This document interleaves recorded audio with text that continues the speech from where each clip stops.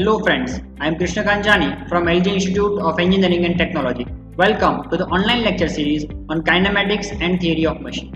In this session, we will learn about graphical synthesis methods. Okay, now in graphical synthesis method, we can use two type of method, that is inversion method and relative pole method. So over here, we will practice for relative pole method. Okay, so let's start this session with the two position synthesis of slider crank mechanism.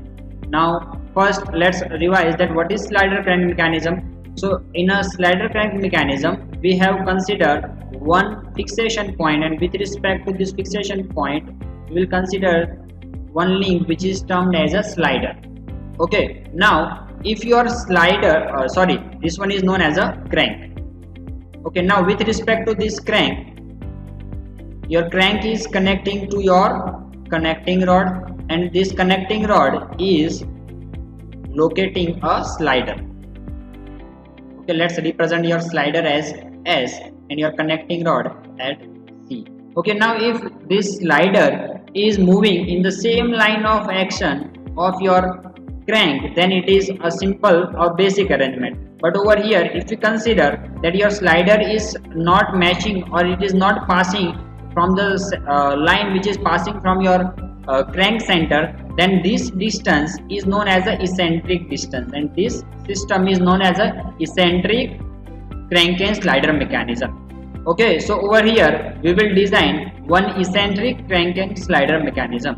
Okay, now over here what will be the two different positions? So let's consider this one as your position number 1. Okay, now with respect to this position number 1, if your crank is moving to the another position, that is your position number 2. So let's sketch your position number 2 like this, that it is let's consider this one as your position number 2, and with respect to this position number 2 your slider is reaching somewhere over here. So this is your slider 1, this one is your slider 2, that is position number 2. Okay, and this one is your slider 1, that is position number 1. This distance, that is the distance between this 1 and 2, is represented as S12, that is the distance bit, or we can say the displacement of slider from position 1 to position 2. Okay, so quickly understand this data. Okay, this one is known as the input angle, that is crank angle, we can say as a theta angle. Okay, now we have two components, that is crank and connecting rod. Okay, if we consider that this mechanism as ABC, that is AB, and your slider if you represent that as S, so we have to find out the length of AB, that is your crank. We have to find out the length of your BS, or we can say that connecting rod, and we have to find out the input or initial angle theta. Okay, with the help of these three data and your eccentricity E, with the help of these four data we can design a slider crank mechanism. Okay, so over here let's consider some input data, and with the help of this input data we will find out the rest of the data.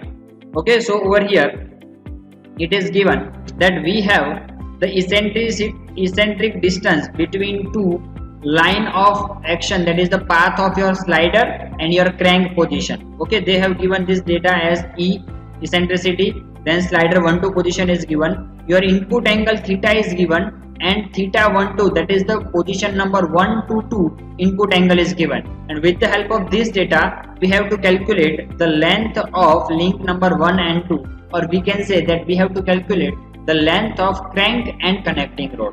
Okay, so let's start this numerical. First we have to sketch two lines which is representing, let's consider this one is your line number 1, let's give notation as 1 1 dash, which is representing the position of your crank. Okay, so we can arbitrarily, or we can say randomly select this one position A, which is the center point of your crank. Okay, now with respect to this crank point, now your slider position, now slider is slightly eccentric. Okay, so we have to consider another line which is at some eccentric distance E with reference to your 1 1 dash. Okay, and we have to give notation this one as 2 2 dash, that is the which is representing the path of your slider. Okay, now after sketching these two, now let's consider second data, that is S12. Now S12 is the position slider displacement from position number 1 to position number 2. Okay, now over here we have to select this S12 and we have to consider data such that S12 by 2. We have to select the half of your displacement.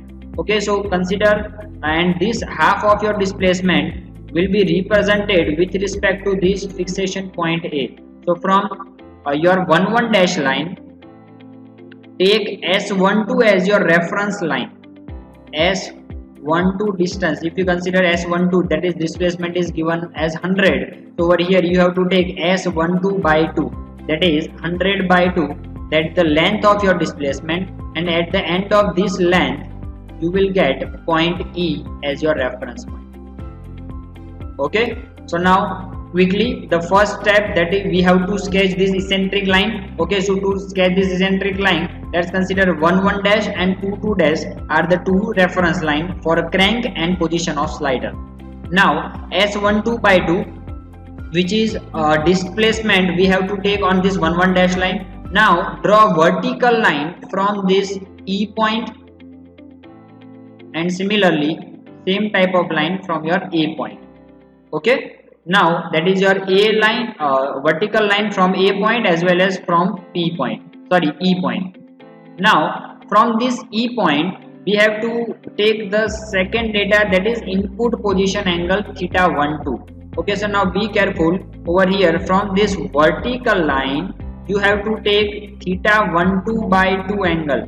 Okay, as we are doing the same type of procedure in all the type of relative pole methods. Okay, what we are doing, that we will always consider that this theta 12 position, and we will always take half of that angle as our reference angle. Okay, so take this theta 12 by 2 as your half angle, that is your reference angle, and measure it from this vertical line, that is considered as PA. With reference to this PA line, draw a line at angle theta 12 by 2. Okay, and this line will intersect over here. Okay, so over here you will get one intersection point which can be considered as PE. Getting this? Okay, so up to this point you will get simple, what you have taken till now, your displacement 1 to position by 2, and you have sketched on your horizontal line. Then you have taken this theta 12 by 2 and measure this angle with reference to this vertical line. Okay, this intersection will give you point PE. Now join this PE point to your slider position. Okay, so now over here you have to assume position of slider anywhere on this 22 dash line. Okay, so either you can choose over here or at any point on 22 dash. Okay, so let's consider over here I am assuming this point as your slider point. Okay, so now from PE point connect to your slider point S. Okay, in this way you will get the half of the procedure. Okay, so if we draw it properly, then let's consider that you are obtaining this type of arrangement. First your A 11 dash and 22 dash line with reference to your eccentric distance. Now from theta 12 by 2 and S12 by 2 you will get the line PA and PE, and with reference to this PA and PE you will get the pole point, that is P. Okay, now connect arbitrarily we have selected this slider position and connected this P point with your slider position. Okay, now next procedure. Now consider this angle alpha as your reference angle. This alpha angle is the angle between your pole line of angle and your vertical line. Okay, now take this alpha as your reference, and with the same angle alpha you have to sketch one line which is measuring this angle with your pole to your slider position. Okay, so now you have to sketch alpha line and dash line at alpha angle with this PS1 position. Okay, now after connecting this line, now let's consider the rest of the data. Okay, so now rest of the data, that is they have given the angle theta. Okay, so now we don't know the length of our crank, but they have given the position of your crank. Okay, so let's consider this theta angle. So over here, with reference to this horizontal line, you have to draw a line which is at angle theta. Okay, so over here we have sketch one dash line with angle theta, which is representing the position of your crank. Okay, so now let's quickly revise that we have taken this E distance, that is eccentric distance, S12 distance and theta12 distance.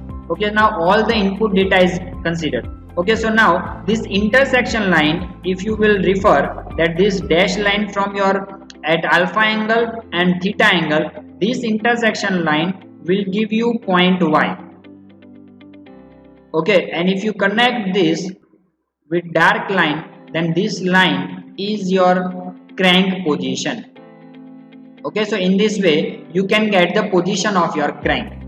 Okay, so let's consider over here. So by sketching the same angle at alpha, we have obtained the position of our crank. Okay, now last step, that connect your this position P. If we consider this one as your reference point B, so with reference to this B point, connect to your S1 point, and this one is your connecting rod length. Okay, so if you refer this AB length, then this AB is your length number 1 and this BS1 is your length number 2. Okay, so in this way, by using this eccentric, slider position and input angle theta, we can find out the length of crank and connecting rod. Okay, so now let's quickly revise these two position synthesis of slider crank mechanism. Okay, so now quickly revising it. So first, what we have used, so first we have used this eccentric distance. Okay, so first we have to sketch a reference line 1 dash and 2 dash at eccentric distance E. Then arbitrarily we have to choose one point that is representing point A. Okay, this is a random point at any position you can select. Okay, now with reference to this A point, you have to consider first length, that is S12. Okay, so now S12 by 2. Okay, so consider S12 by 2 as your distance and obtain position point E on your 1 dash line. Similarly, use your theta12 by 2 angle.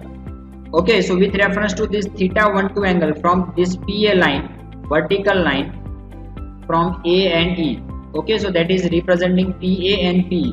So now with reference to this PA line, you have to sketch by theta, consider theta12 by 2 angle and draw one dash line. Okay, so now this dash line will intersect with this PE, that will give you point number P. Now measure this angle alpha, take this alpha as your reference angle.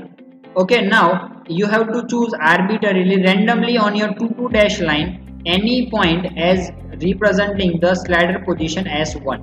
Okay, now connect this PS1. Now from this PS1 again take alpha angle as your reference and draw this line which is connecting this point over here, which will give you the intersection point B. Okay, now after doing this, so now simply connect this B point with your S1 position, so it will give you the simple length of your crank and connecting rod. Okay, so in this way, by following these simple graphical steps, you can design synthesis, or you can design a slider crank mechanism. Okay, now in our next session we will use 3 position synthesis of slider crank mechanism. Okay, so thank you.